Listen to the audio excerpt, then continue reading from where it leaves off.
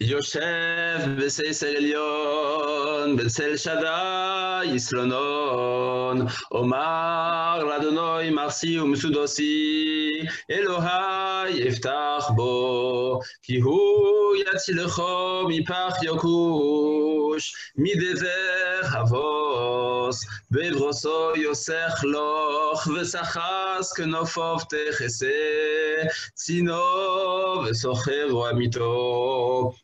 לא סירו מפחד לא מחץ יעוף יומום, מדבר בופל יהלוך, מכתב יושוד צהרויים, יפול מצדכו אלף ורבובו מימינךו, אליכו לא יגוש, רק בעיניכו סבית, ושילומס ראשו אם תראה, כי עתו אדוני מרסי, עליון שמתו מעונךו, לא שונא אליכו רו, ונגע לא יקרב ואוהלךו, כי מלוכו יצא ולוך, לשמורכו בכל דרכךו.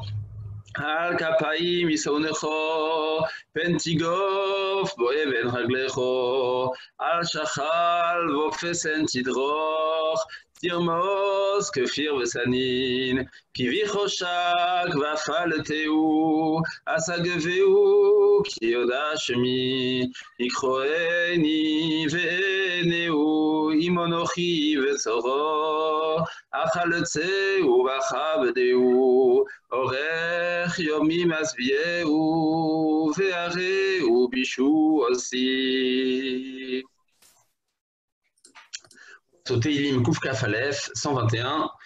Shir Lamanos Esoena Yeleorim Me'ain Yovo Ezri Ezri Me'im Adonai Ose Shomayim V'Oretz Al Yiten Namot Chaglecho Al Yonum Shomrecho Hine Lo Yonum V'Lo Yishon Shomer Yisrael Adonai Shomrecho Adonai Tzilecho Al Yad Yeminecho Yomom Hashemesh Lo Yakeko V'Yoreach V'Loilo Adonai Yishmorecho Mikol Ro Yishmor Es Nafshecho Adonai Yishmor Tzesecho Uvoecho Me'atov ve'ad olom.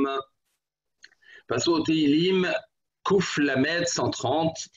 Shir Hama'alos Mima'amakim Kerosicho Adonai Adonai Shimo Vekoli Tienos Lecho Kashuvos Lekol Tachadonai Im Avonos Tishmor Yo Adonai Miyamod Ki Imecho Haslicho Leman Tzivore Ki Visi Adonai Ki Veso Nafshi Velidvoro Chocholti Nafshi Adonai Mishomrim Laboker Shomrim Laboker Yachel Yisrael El Adonai Ki im Adonai HaChesed Ve'harbe imo fedus Ve'hu yifdes Yisrael Mikol avonosov.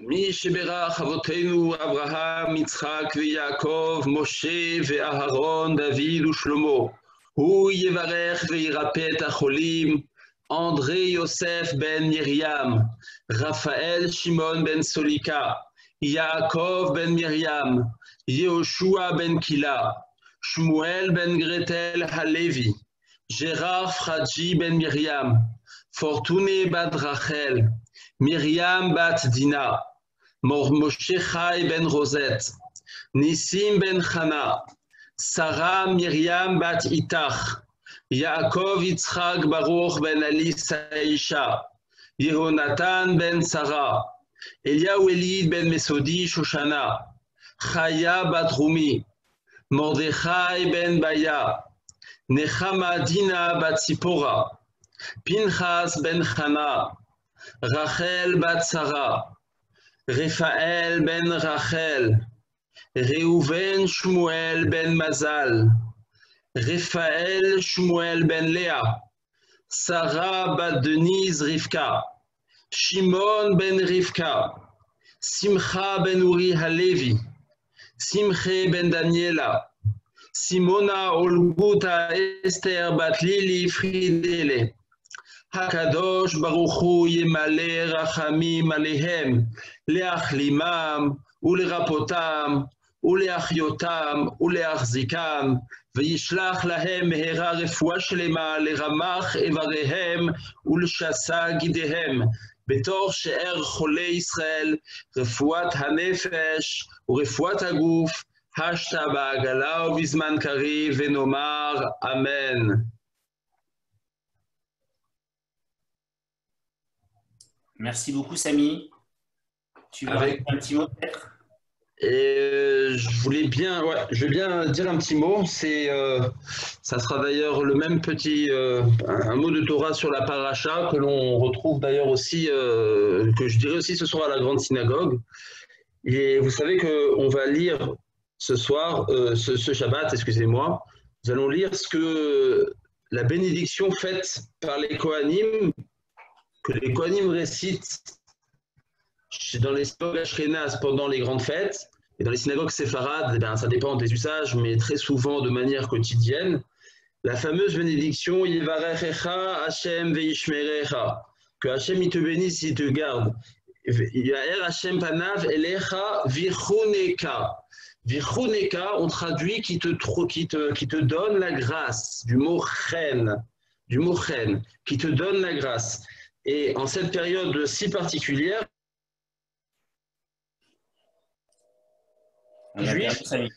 Samy, on t'a un tout petit peu perdu. Vous m'entendez? On t'a un tout petit peu perdu en cette période si particulière. En cette période si particulière, chaque juif il a le droit de se demander comment est-ce que Dieu, Hachem, il peut donner la grâce parmi nous et surtout parmi les personnes les plus dans des situations les plus délicates. Comment trouvons-nous la grâce? Trouver la grâce, ça veut dire la chose suivante. Ça veut dire que même si nos actes ne sont pas suffisants pour plaider notre cause, malgré tout, eh bien, on a une grâce particulière. Dieu, il nous aime. On a une certaine grâce. Quand bien même nos actions ne sont pas à la hauteur de ce que l'on est en droit d'exiger de nous-mêmes. Comment arrive-t-on à cette grâce que les Kohanim, eh bien, nous bénissent? Alors, sachez que le Talmud dans Sota dit il y a 3 domaines où un homme, il peut trouver de la grâce. Il peut trouver de la grâce, dit le Talmud, lorsqu'il s'agit d'une femme qui va trouver la grâce aux yeux de son mari. Deuxième domaine, c'est lorsqu'un homme il va trouver grâce dans le sens où il aime la ville, il aime l'endroit, il aime la maison où il habite. Il trouve grâce. Troisième domaine, dit le Talmud, c'est qu'un homme il va trouver grâce.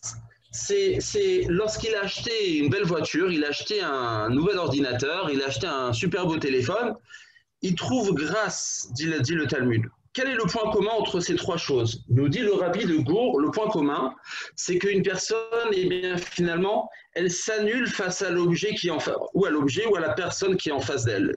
Lorsqu'une femme, eh bien, elle va trouver grâce aux yeux de son mari, c'est que finalement, elle va dire écoute, je vais pas faire de problème, je sais qu'il n'est pas d'accord avec moi, je vais cette fois-ci me taire. En passant par ce stratagème, eh bien, doucement, psychologiquement, eh bien, elle va aimer de plus en plus son mari.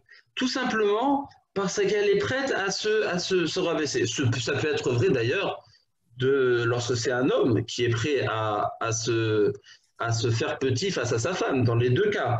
Quoi qu'il en soit, le rapport humain fait que lorsqu'une personne est prête à s'annuler face à son camarade ou à son compagnon, à sa femme ou à son mari, eh bien, ça crée directement, eh bien, un amour, ça crée une dynamique de respect et d'amour. Il en est de même lorsqu'une personne elle a une belle, elle pense qu'elle a une belle maison, quand bien même elle pense qu'elle n'est pas satisfaite de là où elle habite, mais si elle est prête à rentrer dans un processus psychologique en se disant non, je suis finalement bien content, finalement, eh bien, il y a assez de mètres carrés, finalement, c'est assez ensoleillé, finalement, elle va essayer de trouver les points positifs, eh bien, doucement, eh bien, elle n'aura pas envie de déménager, elle n'aura pas envie d'aller voir ailleurs. Pourquoi? Parce qu'elle s'annule, elle annule. Cette personne annule son raisonnement par rapport à ce qu'il a en face de lui. Il en est de même par rapport à des objets.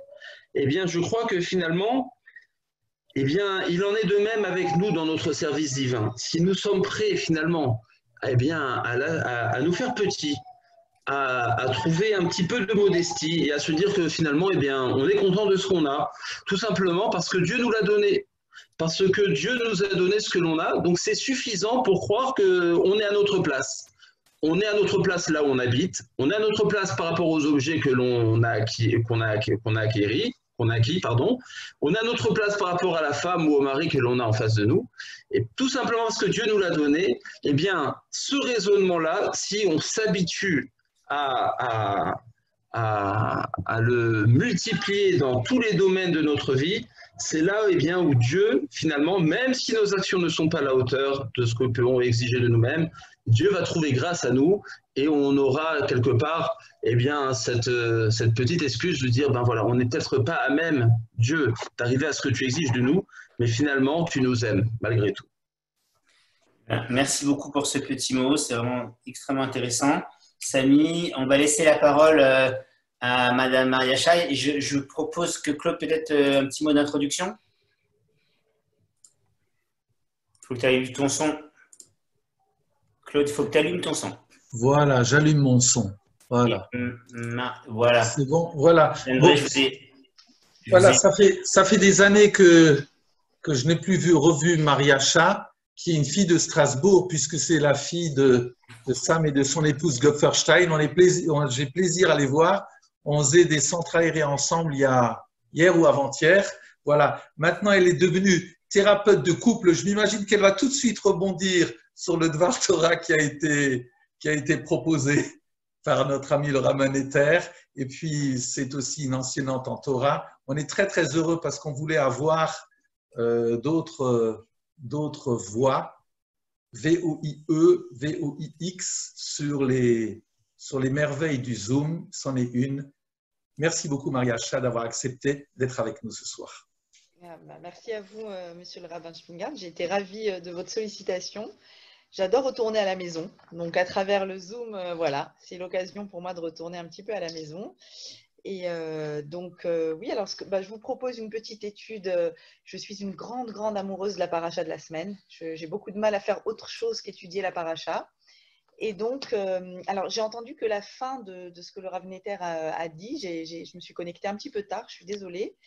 Donc, je vais avoir du mal à rebondir sur ce qu'il a dit. Toutefois, voilà, moi, j'ai voulu ce soir, voilà, pour Bezrat Hashem, pour entendre des bonnes nouvelles concernant tous les malades. Et d'ailleurs, je remercie Akadosh Baruch Hu d'avoir guéri mon papa qui habite à Strasbourg et qui était très, très, très atteint, et Odul Hashem Kitov, et qui s'en est sorti. Et donc, par le mérite de cette étude, qu'on puisse continuer à entendre de bonnes nouvelles. Alors, je voudrais partager avec vous une réflexion sur la Birkat HaKohanim de la paracha de cette semaine, de Parashat Nasso. Alors, tout d'abord, une petite introduction, ne serait-ce que sur le titre de cette paracha. Parashat Nasso, qui veut dire tu compteras, mais pas seulement tu compteras, tu élèveras, parce que compter, c'est mettre à part, c'est désigner, c'est apporter une désignation particulière à une identité. Et donc, ici, Nasso veut dire tu compteras, mais tu compteras en vue de leur donner une responsabilité. chacun des enfants de la tribu de Lévi avait une responsabilité particulière au sein du Beth Amikdash et dans le transport du Beth Amikdash. C'est comme ça que s'ouvre la paracha. Et donc, Nasso, dès le début de la paracha, on comprend que le sens de toute cette paracha sera de lever, de mettre au-dessus, de donner une responsabilité. Et en réalité, on voit qu'il y a la responsabilité donc, de toute la famille des Lévim, mais il y a aussi dans la suite de la paracha la responsabilité d'un couple autour de l'histoire de la Sota dans Nasso. Un couple a élevé leur relation au-dessus d'une relation basique, d'une relation classique. Je rappelle que le mot mariage en hébreu, c'est nisouin, qui sont exactement de la même racine que nasso. Donc, c'est cette même idée qui continue. Élever au-dessus, prendre une relation particulière et dire qu'elle n'est absolument pas comme les autres et elle ne répond pas aux mêmes lois, je vais dire, que les lois relationnelles classiques. Ça, c'est la responsabilité du couple dans les nisouin. Et enfin, on va arriver sur la responsabilité des Kohanim à octroyer une bracha au clan d'Israël. Alors, on va essayer de comprendre ensemble le sens de cette bracha, et qui se termine d'ailleurs avec, encore une fois, le même radical, Issa Hashem Panavelecha, Issa qu'il élève, encore une fois, cette racine de la 7 d'élever, Nasso.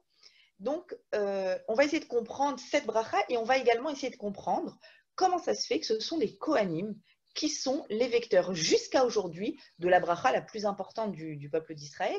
À l'époque, on l'entendait au Beth Amikdash, aujourd'hui on l'entend dans les synagogues, et on continue d'ailleurs à la dire, nous, parents, à nos enfants. Si on doit bénir nos enfants, certains le font sur le quai de la gare, quand on se quitte, même si ce n'est pas pour très longtemps, pour les vacances ou autre, on bénit nos enfants, le premier mot qui nous vient, c'est ça, Yevarechecha Hashem veishmerecha, etc. Donc Hashem te bénisse, te protège. Et d'ailleurs, c'est avec beaucoup d'émotion que je cite cette bracha parce que mon beau-père Zichrono Livracha avait toujours l'habitude, à chaque fois qu'il voyait un de ses enfants ou de ses petits-enfants et quand il faisait un baiser pour dire bonne nuit, il disait en français qu'Hachem te protège, te bénisse, etc. Et c'est quelque chose qui s'est incrusté tellement fort que mes enfants, tout petits, la première chose qu'ils disent quand ils vont au lit, ils disent qu'Hachem te protège, te bénisse, qu'il t'accorde une bonne santé, etc. Donc, c'est vraiment la bracha qui s'est incrustée à l'intérieur du peuple d'Israël. Alors, déjà, on va survoler quand même un petit peu en profondeur le triptyque de cette bracha. Elle s'exprime sous forme de 3 volets. Alors, je vais faire une synthèse des commentateurs, hein, on ne va pas rentrer dans chaque commentaire, mais la synthèse générale, c'est que le premier volet, qu'Hachem te bénisse et te protège, Yevarechecha Hashem veishmerecha, il s'agit ici, on va dire, de la base, de la premier niveau de bénédiction auquel tout un chacun souhaite arriver, souhaite vivre, c'est le niveau de la bénédiction matérielle. Première nécessité de survie de l'être humain, avoir un toit, avoir de quoi manger, avoir ce qu'il nous faut dans le monde du concret, dans le monde du visible et du quantifiable. La bracha matérielle. Toutefois, une fois que cette bracha matérielle est octroyée, le Kohen dit « Veishmerecha » et qu'il te protège dans le sens et que Dieu t'accorde la possibilité de conserver cette bracha, c'est ce que dit Rashi. C'est-à-dire, c'est bien d'avoir une bénédiction, mais encore, ça nous met en danger. Quelqu'un de très riche, eh bien, des brigands peuvent venir, ou il peut être tout le temps inquiet pour ses richesses, et alors sa richesse se transforme en difficulté, parce qu'il va tout le temps être autour des alarmes et autour des rayures sur sa voiture, etc. Donc, qu'Hachem te protège des personnes malveillantes, mais je trouve qu'il y a une autre explication que rapporte le Rav Yeshurun et qui est savoureuse. C'est l'explication que donne le Chafetz Chaim sur ce Veishmerecha. En fait, ici, le Chafetz Chaim dit qu'Hachem te protège de l'envie d'en avoir toujours plus et plus. Parce que certes, on a tous besoin de bénédictions matérielles. C'est notre survie numéro 1. Mais le danger, quand on a ce qu'il nous faut, c'est de vouloir aussi ce qu'il ne nous faut pas. Mais après, on ne sait plus mesurer ce qu'il nous faut de ce qu'il ne nous faut pas. C'est bien pour ça qu'on peut sombrer là-dedans. Et le Chafetz Chaim raconte une anecdote. Un homme extrêmement riche est venu lui rendre visite, habillé avec un costume Yves Saint-Laurent de l'époque, on va dire. Et il se lamente et il dit « Chafetz Chaim, je suis tellement triste de vous voir habillé si simplement et dans une maison si simple. J'ai vraiment de la peine pour vous, je veux vous aider. » Et le Chafetz Chaim lui répond « Mais moi j'ai de la peine pour vous. » Alors, il est étonné, il dit mais pourquoi? Il dit parce que moi, mes vêtements, c'est clair que c'est eux qui me protègent. Tandis que vous, il faut que vous protégiez vos vêtements. Vous êtes tout le temps inquiet que vos vêtements s'abîment, qu'ils se froissent, qu'ils perdent de leur éclat. Et donc, finalement, c'est vous qui êtes en train de protéger vos vêtements. C'est une anecdote mignonne juste pour montrer que des fois, on en oublie l'essentiel de ce qui est superflu et qu'on risque de ne plus savoir quel est le véritable sens de la bracha matérielle. Donc ici, c'est une bracha qui est mesurée, c'est une bracha de telle sorte que l'on conserve ce que l'on a et qu'on sache aussi ne pas sombrer dans le désir de toujours plus. Enfin, le deuxième volet de cette bénédiction, Ya'er Hashem panav elecha, qu'Hachem éclaire son visage vers toi, c'est une bracha splendide. Ici, il y a Ya'er avec, on voit le mot or qui veut dire lumière. Alors, on sait que la première fois dans la Bible, quand le mot or apparaît, Vayehi or, au tout début, dès le deuxième verset, or, Hachem crée la lumière, il ne s'agit pas de la lumière du soleil, on le sait bien, le soleil sera créé le 4e jour de la création. Le premier jour de la création, Dieu crée la lumière originelle, c'est ce qu'on appelle la lumière de Dieu, de la Torah, des tzadikim, la lumière aussi dont il va extraire une partie et la placer dans notre neshama, à chacun d'entre nous. Toute neshama est lumineuse et inaltérable. Et donc, dans ce deuxième volet, si dans le premier volet, on parlait de ce qui est visible, concret et quantifiable, ici, on parle de la partie invisible de l'humain, et la partie la plus essentielle certainement, celle qui fait notre identité, notre lumière intérieure, la lumière de notre neshama. Et donc, ce deuxième volet, c'est que notre neshama puisse répandre sa lumière sans entrave, qu'elle puisse s'exprimer, que notre intériorité, que notre richesse intérieure puisse s'exprimer à l'extérieur. Combien de fois on a senti qu'on a des choses à dire qu'on n'arrive pas à dire, qu'on a des émotions à l'intérieur de nous et que ces émotions, on ne sait pas bien les verbaliser, on ne sait pas se faire comprendre. Eh bien, que cette lumière en nous puisse réellement se dévoiler, parce qu'on a tous une lumière infinie, mais encore faut-il réussir à l'exprimer. Alors ici, cette bracha de richesse intérieure, elle a aussi un autre aspect. Dans la richesse intérieure, il y a bien sûr aussi tout ce qui est de l'ordre de l'intellect, le monde émotionnel et l'intellect, tout ce qui fait partie de notre intériorité. Il y a ici aussi une bracha concernant notre intelligence, notre discernement, notre perspicacité. Donc quand le Kohen bénit Am Israël, il le bénit de cette richesse extérieure, de cette richesse intérieure, que son intelligence, son discernement puisse également s'exprimer dans sa vie. Et donc, on voit l'aspect richesse extérieure, richesse intérieure. Vichuneka, ça se termine. Issa Hashem panavelecha, donc qu'il y ait cette lumière en nous. Vichuneka, et qu'il te donne ce qu'on appelle le chein. C'est très dur de traduire le chein. Le chein, c'est la grâce. Qu'il t'accorde la grâce. La grâce, c'est la capacité à être aimé. Parce que un des aspects, je crois, les plus importants de notre lumière intérieure, c'est cette capacité à savoir se connecter les uns aux autres. Comment est-ce qu'on crée une relation avec quelqu'un? Alors évidemment, la relation la plus sublime étant la relation de couple. Mais toute forme de relation, comment est-ce qu'on la crée? Eh bien, on la crée en sachant créer du lien. Et ce lien se crée certainement pas par notre richesse extérieure, mais par notre richesse intérieure, par le déploiement et le mouvement de va-et-vient entre un individu et l'autre individu, et dans ce rapprochement de deux lumières qui vont se connecter. Vichuneka, qui t'accorde la grâce, parce qu'on peut être riche et extérieurement et intérieurement.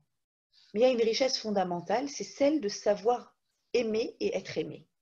Et ça, c'est un aspect supérieur. C'est-à-dire d'avoir la grâce, c'est-à-dire le chein, la grâce, ça vient du mot chinam.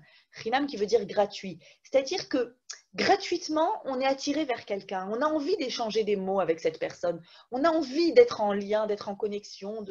Eh bien, c'est cette chance d'avoir, le Kohen nous bénit d'avoir cette chance de réussir à exprimer notre richesse intérieure de telle sorte que les connexions entre les uns et les autres puissent se faire. Je passe au troisième volet. Issa.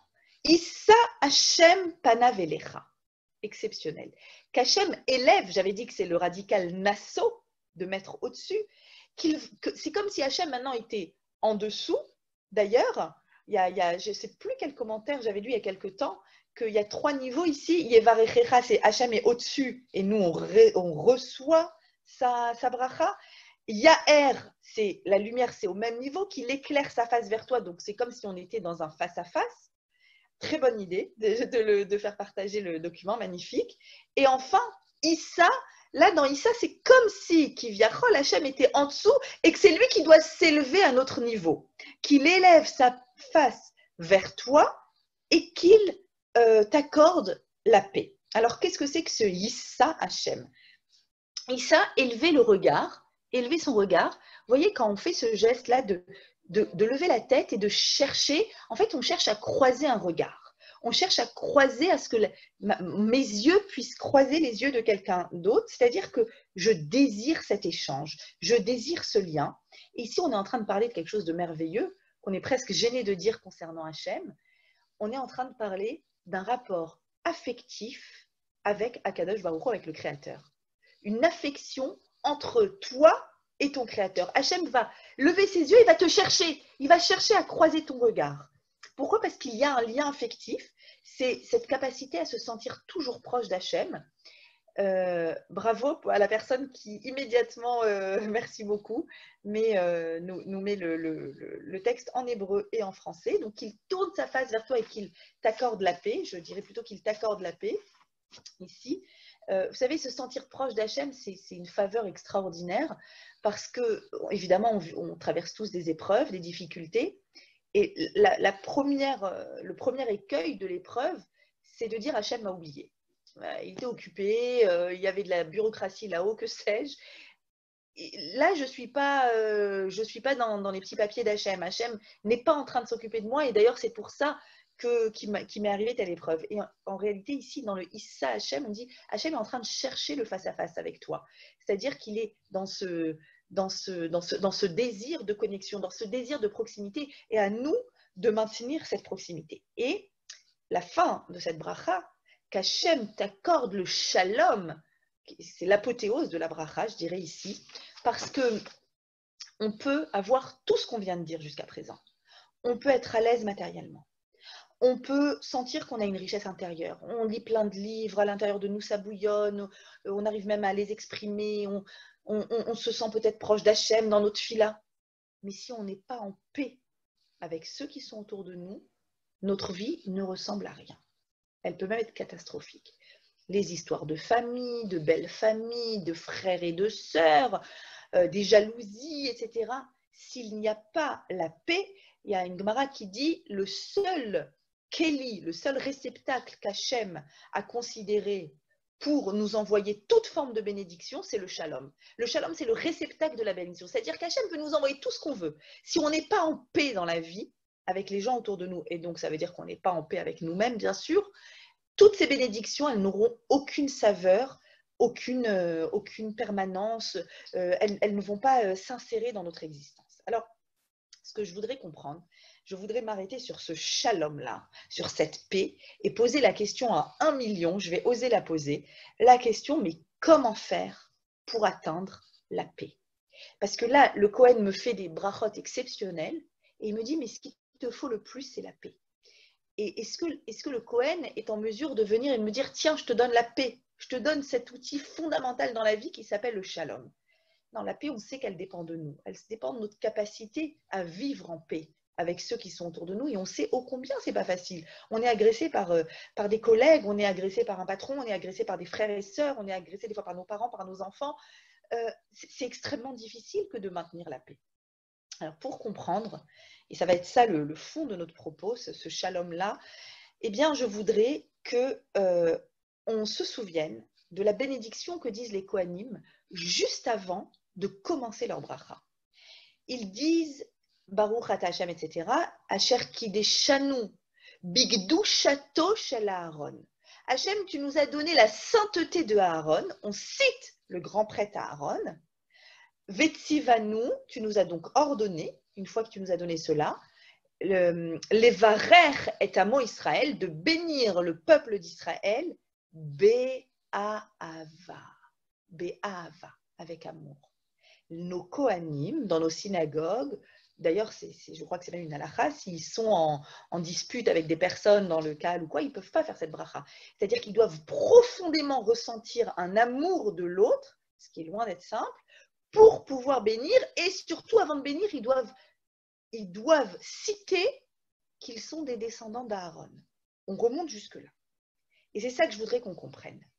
En quoi être le descendant de Aaron et avoir donc cette capacité de Bé'ava, souvenons-nous de cette Mishnah dans Avot qui dit « Heve mitalmidav shel Aaron » soit tente de faire partie des élèves d'Aaron, et là on s'adresse à nous aussi, moi je ne suis pas Cohen, mais j'essaye d'être un élève de Aaron. Comment être les élèves d'Aaron? Oev shalom, verodef shalom, qui aime la paix et qui court après la paix. C'est ces deux niveaux, hein. Aimer la paix, mais courir, c'est-à-dire tout faire pour atteindre un niveau de paix. Alors, en quoi le fait que ces Kohanim sont des descendants de Aaron leur accorde une possibilité d'être les vecteurs de ceux qui vont nous indiquer le chemin du shalom? C'est ça notre réflexion. Le Midrash dit comme ça. Il y a un Midrash Tanchuma qui dit regardez l'importance du shalom, à quel point Akadosh Baruch Hu accorde de l'importance au shalom, parce que toutes nos tfilotes les plus importantes se terminent par le mot shalom. Exemple, la tfila du schéma qu'on doit dire 3 fois par jour, Pores Sukat Shalom. Ça se termine, Hachem, il met sur nous comme une souka, je ne saurais pas traduire, une cabane, mais pas vraiment, il met sur nous un halo de paix au-dessus de nous. Pores Sukat Shalom. La Hamida, tous les jours, 3 fois par jour, la Hamida, ça se termine comment? Ose Shalom Bimromav ou Yaase Shalom Alenu. Hachem, qui crée la paix dans les mondes supérieurs, que la paix soit sur nous aussi dans les mondes inférieurs. Et enfin, la Birkat Kohanim, comme on vient de dire, Veyasem Lecha Shalom, qu'il t'accorde la paix. Donc on voit que nos prières se terminent par le terme Shalom. Alors, comment faire? Comment faire, la question 1 million, pour atteindre ce Shalom? On prie tous les jours, 3 fois par jour pour ce Shalom. Concrètement, comment faire? Alors, le Midrash, sur Shir HaShirim, dit comme ça, au tout début, dans le premier chapitre des Shir HaShirim, vous savez que Shir HaShirim, c'est ce chant d'amour entre Dieu et le peuple d'Israël, un chant splendide d'amour.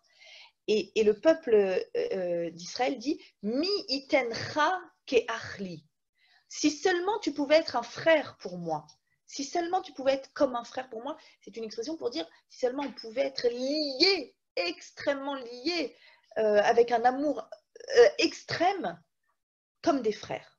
Et là, le Midrash sur Shir HaShirim, sur ce verset, dit, c'est bizarre quand même, cette prière pour exprimer une relation de très très grande proximité, on dit si seulement tu pouvais être mon frère.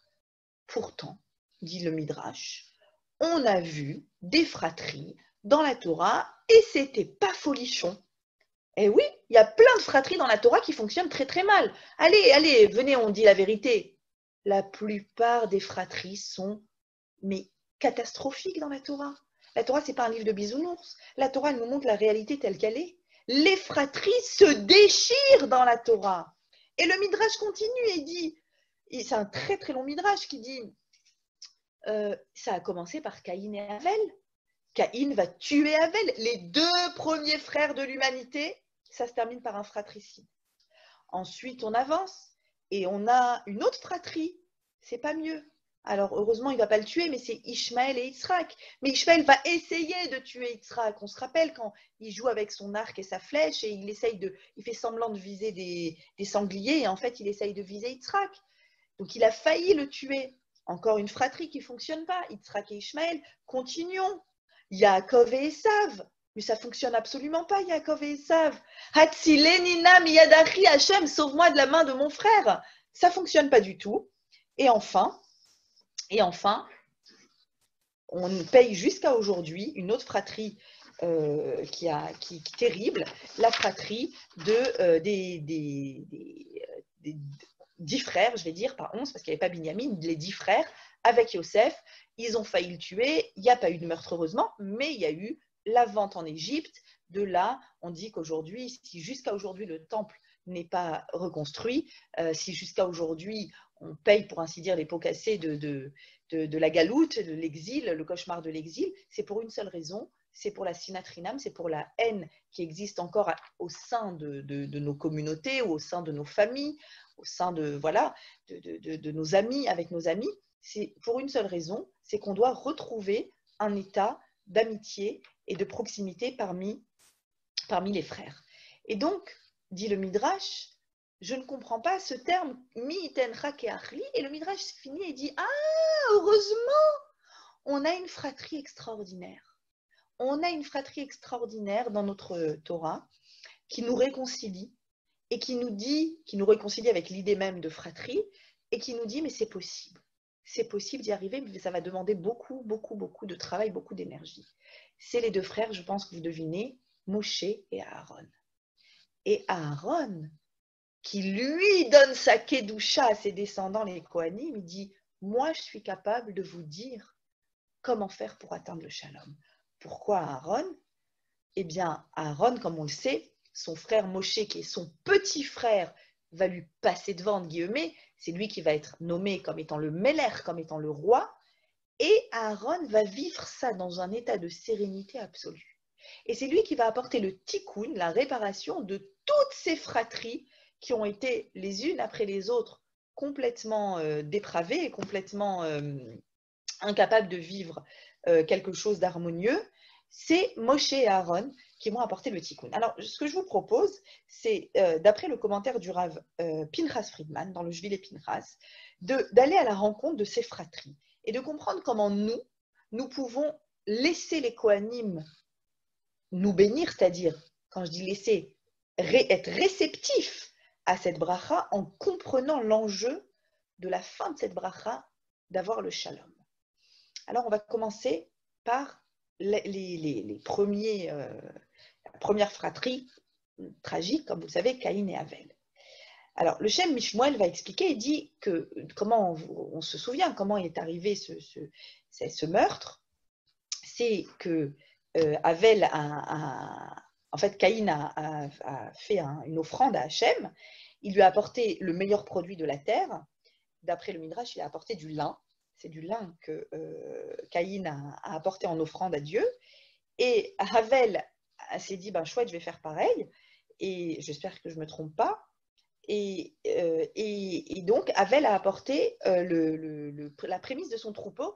On se souvient que Evel était quelqu'un qui travaillait la terre, et que Caïn était quelqu'un qui travaillait la terre, et Evel était berger. Était donc berger. L'offrande de Evel va être acceptée, va être agréée, celle de Caïn ne va pas être agréée, Caïn va en arriver par jalousie à tuer Evel. Ce que le Harizal va dire, alors je m'excuse, le Harizal, c'est vrai que c'est des notions kabbalistiques, mais il peut m'arriver, le Rav Friedman les cite, et on va, bien sûr, on n'est pas au niveau de faire de la Kabbalah, mais juste de ressentir, des fois on peut ressentir un petit peu ce qui est exprimé par le Harizal. Le Harizal va dire que ces deux premiers frères de l'humanité vont contenir en eux les neshamot de l'humanité. D'accord? On peut aussi tenter de comprendre ce que ça signifie. Ça veut dire que nos neshamot, notre lumière intérieure, est issue des neshamot de Caïn ou de Evel. Et ces deux neshamot qui sont arrivés Caïn a tué Evel, donc il va y avoir une réparation majeure à créer dans l'histoire de l'humanité. Et c'est l'histoire de notre humanité, c'est de réparer cette problématique de la haine fratricide, de la haine dans la fratrie. Eh bien, tout de suite après, la fratrie suivante, celle de Ishmaël et Yitzhak, va être, et encore une fois, vous allez voir, l'aîné, tel que Caïn est l'aîné, il est jaloux de Hevel qui est le deuxième, eh bien, Ishmaël qui est l'aîné va être jaloux de Yitzhak qui est le deuxième. Et là, on voit que dans le verset dans Eshet Raïl, qu'a écrit le roi Salomon, le texte qu'on lit le vendredi soir, on dit à un moment, on parle de Sarah Imenu, et on dit « Darsha tsemer ufishtim ». Elle a séparé le lin de la laine. Et les commentateurs disent, qu'est-ce que ça veut dire qu'elle sépare le lin de la laine? Eh bien, ce qu'elle a fait, c'est qu'elle a eu l'intelligence de séparer son fils Yitzhak de Ishmaël. Et ici, c'est une allusion à justement Caïn et Evel. Caïn qui a apporté le produit de la terre, le lin, Evel qui a apporté la prémisse du troupeau, la laine. Une prémisse plus la laine du mouton donc. Et de là, le Harizal va dire, on voit bien que les âmes de Caïn et de Evel se sont réincarnés à l'intérieur de Yitzhak et de Ishmaël pour réparer cette problématique de relation fraternelle qui ne fonctionne pas, sauf que ça n'a pas été fait, parce que ça ne fonctionne toujours pas. Le lin et la laine, elle les a séparés, et d'ailleurs jusqu'à aujourd'hui, on sépare le lin de la laine, parce que, dit le Midrash, on ne peut pas faire un vêtement avec une offrande qui a été acceptée et une qui n'a pas été acceptée. D'accord ? Il y a bien sûr des notions beaucoup plus profondes là derrière, mais en tout cas, ces deux frères-là représentent encore une fois, l'aîné et le deuxième, le lin et la laine, produits de la terre et produits du troupeau. Arrivons à la fratrie suivante, Yaakov et Esav. Yaakov, comme par hasard, on sait qu'il est berger. Il va être berger des troupeaux de Lavan. Souvenons-nous, qui était berger? Hével. Hével était berger. Esav, lui, dit le texte, Ish Tsaïd. Ish Sadé, un homme des champs, Yodéa Tsaïd, qui sait chasser. Un homme des champs, comme qui? Exactement comme Caïn. Et le Harizal de dire, à nouveau, les âmes de Caïn et Havel vont essayer d'accorder une réparation pour le monde, et ça ne fonctionne toujours pas. D'ailleurs, une autre allusion très impressionnante dans le texte de la Torah, quand Yaakov a extrêmement peur de son frère Esav qui veut le tuer, vous voyez encore une fois, ça revient, il veut le tuer, Esav, et il dit Hatzilenina miyad achi miyad Esav, sauve-moi de la main de mon frère, sauve-moi de la main d'Esav. Et la suite du texte, c'est Kiyare anochi oto, parce que j'ai peur auto de lui. C'est le complément d'objet direct, auto, sauf qu'il est mal placé dans la phrase et ça donne un sentiment de lourdeur à cette phrase. Kiyare anochi oto. Et là, nos sages disent auto de lui, le COD, auto, j'ai peur de lui. Eh bien, ça peut aussi dire ot, de son signe. Et on se souvient que dans la fameuse histoire de Caïn et Havel, à la fin de l'histoire, Vayasem Hachem les Caïn Hot. Hachem a placé sur Caïn Hot un signe. On ne sait pas exactement c'est quoi ce signe, mais c'est comme s'il avait un signe sur lui pour qu'il ne soit pas tué, pour qu'on ne le frappe pas suite à ce qu'il a fait. Et là, c'est comme si Yaakov nous faisait une sorte de playback sur l'histoire ancienne. Rappelez-vous de quoi j'ai peur. J'ai peur de celui qui a un hôte, qui a un signe et qui a un meurtrier de son frère. C'est de ça que j'ai peur. J'ai peur qu'un frère puisse en venir à tuer son frère, ou à notre niveau, j'ai peur qu'un frère puisse détester son frère et créer à nouveau cette ambiance-là. Et puis ensuite, on a cette si triste histoire de Yosef et de ses frères. Et là encore, ça revient. C'est l'aîné avec le petit. L'aîné Réhouven, c'est lui qui devrait être l'aîné. Et souvenons-nous, Yaakov va accorder le rôle d'aîné plutôt à Yosef dans les brachot. Et là, d'ailleurs, le Zohar HaKadosh, là aussi, va dire quand Réhouven est né et que sa maman Léa l'appelle Réhouben, c'est un Zohar qui fait frémir. Il dit Réhouben, regardez, Ben, j'ai un fils. Premier sens, waouh, j'ai eu un fils de mon mari Yaakov. Et le sens sod, le sens des secrets, c'est regardez Ben, regardez le premier fils de l'humanité, regardez qu'est-ce qu'il a fait, le premier fils de l'humanité, Caïn. Regardez jusqu'où il a pu arriver. Alors attention, attention. C'est un avertissement de Léa, attention à la jalousie.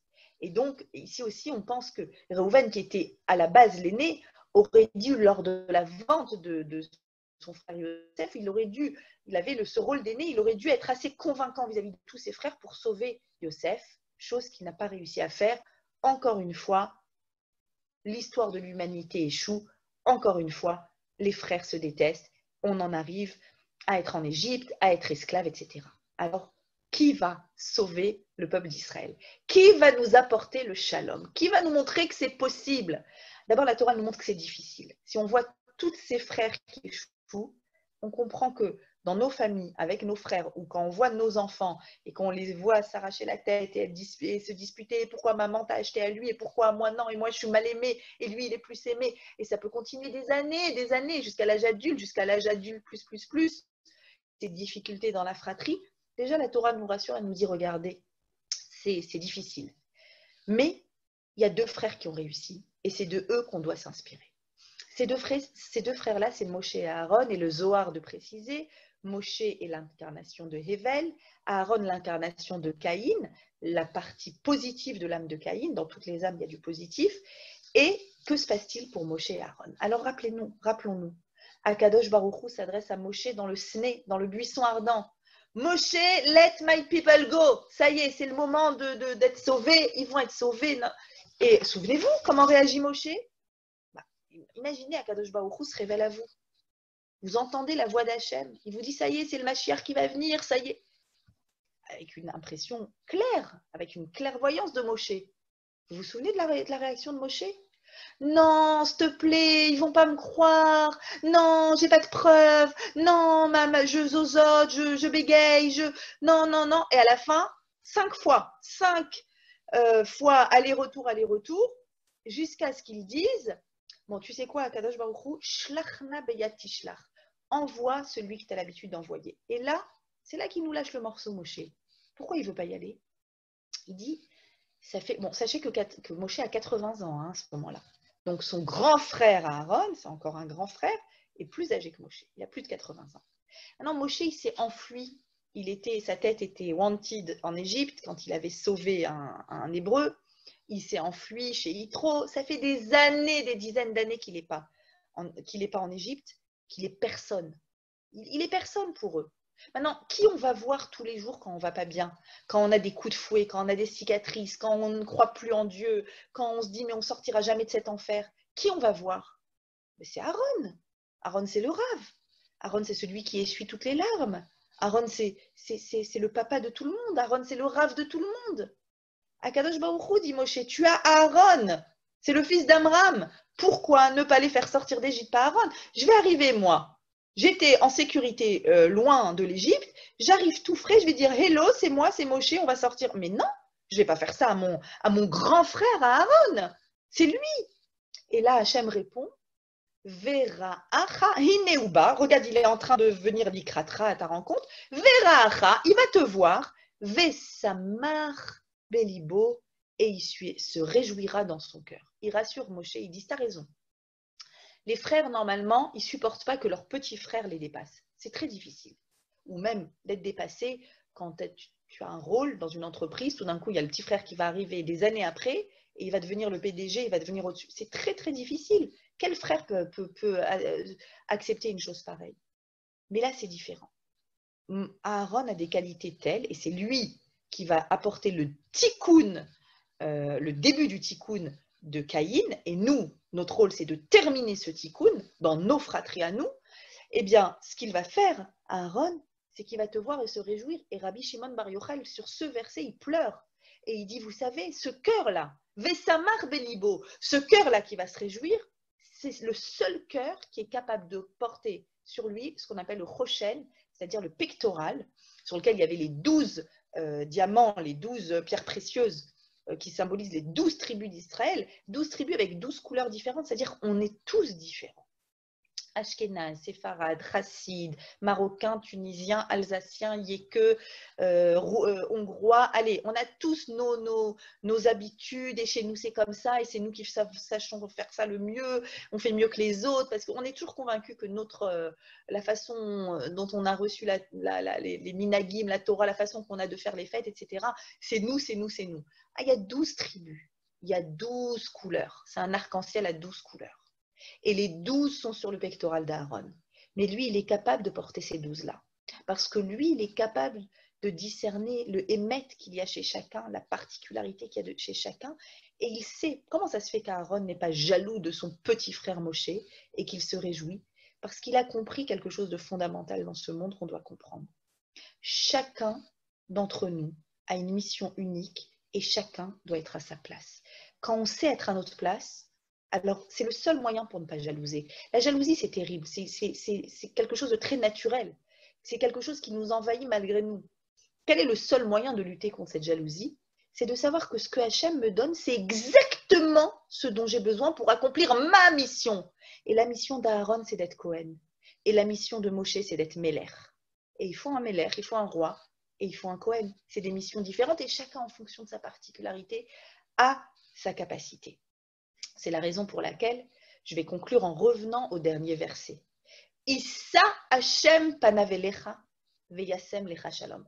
Qu'Akadosh Baruch Hu élève sa face vers toi. Tu vas sentir une proximité avec Hachem. C'est quoi cette proximité? C'est de sentir qu'Hachem, il me donne toujours ce qu'il faut. Veyasem lecha shalom, et c'est comme ça que tu seras en paix. Si j'ai cette proximité avec Hachem et je sais qu'il me donne ce dont j'ai besoin. Sur ce passouk, il y a un midrash qui m'émeut aux larmes à chaque fois.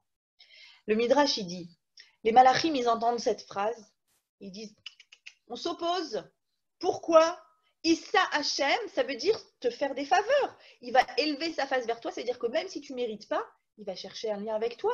Il va te faire des faveurs. Or, il y a un autre verset dans la Torah qui dit Lo Issa, que quelqu'un qui est un juge ne doit pas être un juge qui risque d'être corrompu en faisant des faveurs. Donc, il ne doit pas accepter de cadeaux. Comment ça se fait là qu'à Kadosh Baruch Hu, tu fais des faveurs au peuple d'Israël, même s'ils s'éloignent de toi, même s'ils ne font pas les mitzvot, même si c'est compliqué, tu vas leur apporter ton visage, tu vas chercher le lien avec eux, tu vas chercher la connexion, parce que tu veux les favoriser. C'est injuste de favoriser quelqu'un qui ne mérite pas. Et la réponse de Dieu aux anges, c'est ah, je vais te dire pourquoi. Eh bien, c'est tout simplement parce que eux aussi, ils en font plus. Dans la Torah, il y a écrit Ve'achalta, ve'savata ou ve'rarta. Tu mangeras, tu seras rassasié, et là tu feras une bracha. Or, eux, quand ils ont étudié la Torah, ils ont décidé de ne pas faire ça. Ils ont décidé de ne pas attendre d'être rassasiés. Ils ont décidé que même s'ils mangent kazaït, comme une olive, donc vous êtes d'accord que quand on mange une olive, on n'est pas rassasié. Quand même, on fera la bracha. On remerciera Hachem de ce qu'il nous a donné, même si on n'est pas rassasié. Le symbole ici, c'est que des fois, Hachem, il nous donne des choses dans notre vie et on n'est pas rassasié de ce qu'il nous a donné. J'aimerais une autre maison, si c'est la richesse matérielle. J'aimerais avoir une capacité intellectuelle plus grande. J'aimerais réussir à me faire plus d'amis. J'aimerais être plus sociable. J'aimerais avoir des liens. On n'est pas rassasié. Qui parmi nous peut dire « moi, je suis rassasié ». Moi, je suis rassasié, j'ai tout. Et pourtant, au Verarta, on fait une bracha, on dit Hachem. Modéani, merci Hachem, dès qu'on se lève le matin. Neshama, tabli teoraïm, Neshama et teora, merci, je respire, je mange. Merci pour tout ce que tu m'as donné. C'est-à-dire que je sais que je n'ai pas tout. Je sais que je ne suis pas rassasié. Et malgré tout, Akadosh Baruch Hu, je te remercie. C'est-à-dire que je sais ce que tu me donnes, c'est précis, avec une précision chirurgicale. C'est ce qu'il me faut pour accomplir ma mission. Alors, eux qui ont compris que ce que je leur donne, c'est exactement ce qu'il leur faut pour accomplir leur mission. Moi, je vais les favoriser, dit Hachem. Et je vais leur donner quoi? Le shalom. Veyasem lecha shalom, parce que l'essence du shalom, c'est quoi? C'est de se sentir rassasié. C'est de sentir que tu m'as rassasié, donc je ne vais pas aller regarder ce que mon frère a, ni mon petit frère, ni mon grand frère. Et donc, je vais me sentir rassasié. Je ne vais peut-être pas être rassasié, mais je vais me sentir rassasié. Et c'est ça tout le sens, je crois, de la Birkat Kohanim. C'est cette capacité qu'a Aaron dans sa génétique, en ayant fait le tikkun, la réparation de la problématique des fratries, il nous dit, voilà, je te souhaite de tout mon cœur, je t'envoie mes énergies, je t'envoie mon ADN pour que tu réussisses toi aussi à être rassasié de ta mission et à ne pas chercher à vivre celle des autres. Merci beaucoup pour votre invitation. Merci au Rabbin Spingard, merci à vous tous. S'il y a des questions, avec plaisir, je suis encore disponible avec joie. Si quelqu'un veut prendre la parole. Et voilà, je vous remercie pour votre écoute. Madame Bray, un grand merci, c'était vraiment passionnant. Il y a eu beaucoup de commentaires très positifs en même temps que vous parliez. Et franchement, un très très grand merci. Claude, est-ce que tu peux rajouter quelque chose? Je ne sais pas si je dois rajouter quelque chose. D'abord, je suis heureux de voir Mariacha. Je suis ému d'entendre un Dvar Torah de cette qualité. Merci beaucoup. J'ajouterai peut-être, Mariacha, un point, simplement en entendant d'en parler. Beni Bechori Israël, juste un point, c'est la définition du peuple juif qu'on a entendu tout de suite en Égypte. Le peuple d'Israël est le Bechor, le premier-né. Par rapport au danger que tu disais du premier-né par rapport aux autres, eh bien, Bechor, le Maharal, tu le sais très bien, il dit que le mot Bechor, premier-né, les chiffres qui composent ou les lettres qui composent ce mot, c'est chaque fois le chiffre 2. 2, Chaf c'est 20, et Resh c'est 200, comme si nous-mêmes, eh bien, nous sommes premiers-nés dans la mesure où nous jouons ce rôle du Kohen, c'est de mettre en avant d'autres personnes et c'est peut-être simplement aussi notre mission au sein des nations, pas simplement dans notre famille, dans notre cellule familiale, ou pas simplement au sein de notre communauté, mais comme on a eu ce matin de Torah il y a quelques jours, Vatem Tiyuli Mamlechet Kohanim Vegoy Kadosh, le peuple d'Israël doit être pour les autres Mamlechet Kohanim. Eh bien, tu m'as rappelé cela. Je te remercie beaucoup pour cette leçon et on espère se revoir et pouvoir t'entendre de nombreuses fois. Bravo. Merci beaucoup pour cette précision. J'apprécie beaucoup. Merci. Un grand merci. En plus, c'est vrai que cette bracha qui se finit par le shalom, avec cette notion de shlemut, de plénitude à travers les propos que vous avez amenés sur les bonnes relations frères et de famille, c'est vraiment, je pense, tout le sens qu'on y retrouve. Un grand merci de ce bon moment qu'on a passé, de ce grand moment sur Zoom, parce que ça aurait été, je pense que ça restera dans des moments assez particuliers, et d'avoir accès à une parole féminine d'études juives de ce niveau-là, franchement, un grand merci.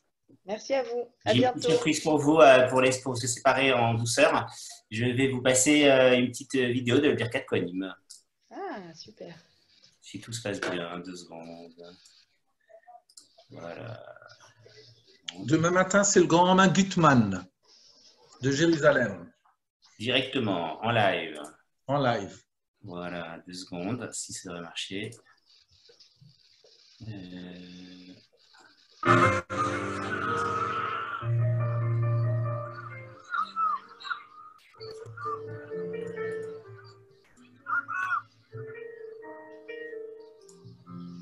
Bonne fin de journée à tous.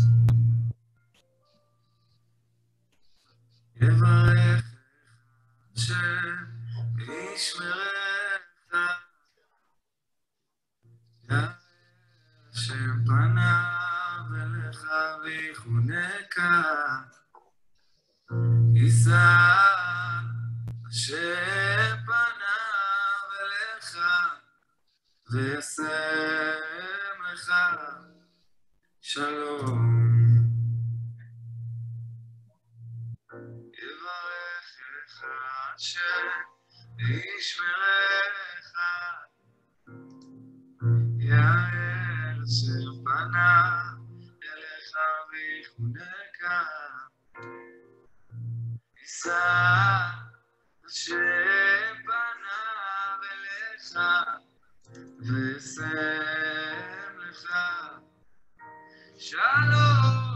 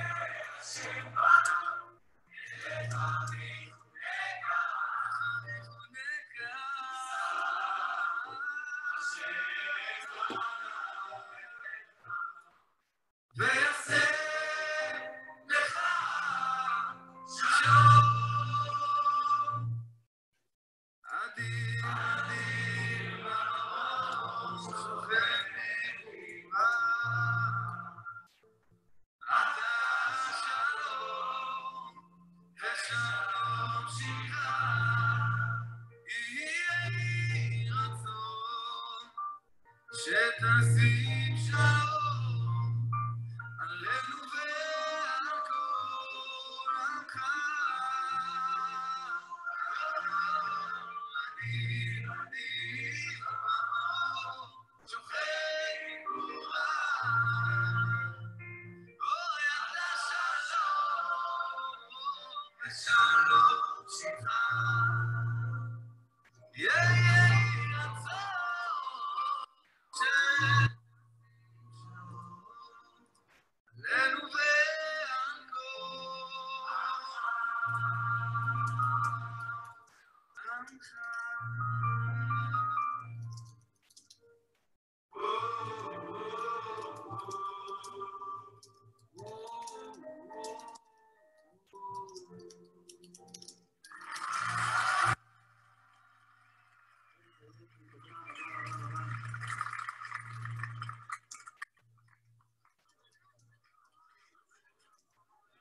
Merci beaucoup à tous.